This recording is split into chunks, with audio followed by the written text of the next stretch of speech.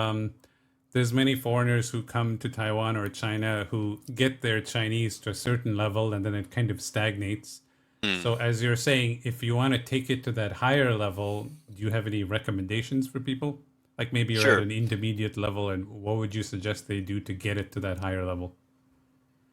Absolutely. So what you're mentioning is like that intermediate plateau, like Right. where a lot of people get stuck. And I myself, I would say I was stuck at that for probably 5, 6 years.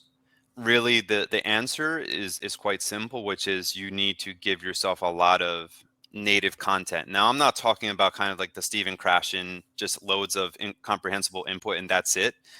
I would say, based on my experience, I think a combination of getting a lot of native input, so reading books, magazines, articles, listening to podcasts, but also doing some output, whether that be repeating what you're listening to, talking, practicing your conversation skills, working on your accent. I think you need to keep that feedback loop running a lot. So for me, reading and listening a lot, but also trying as much as you can to speak and say the new things that you're learning so that you can kind of close those loops.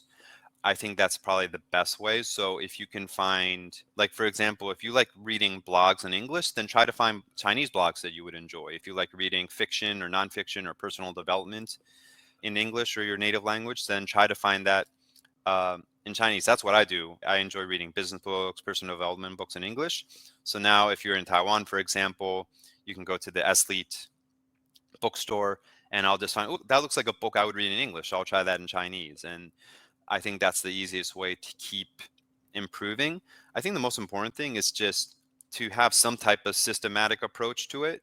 So writing down vocab words, looking up sample sentences, and nowadays with ChatGPT and Gemini and all these tools, you can easily compile sample sentences. If you're not sure about grammar, it can explain it for you. So I feel like nowadays it's like the golden age of teaching yourself a language or continuing to develop your skills by yourself, Hmm. and along with various resources, of course.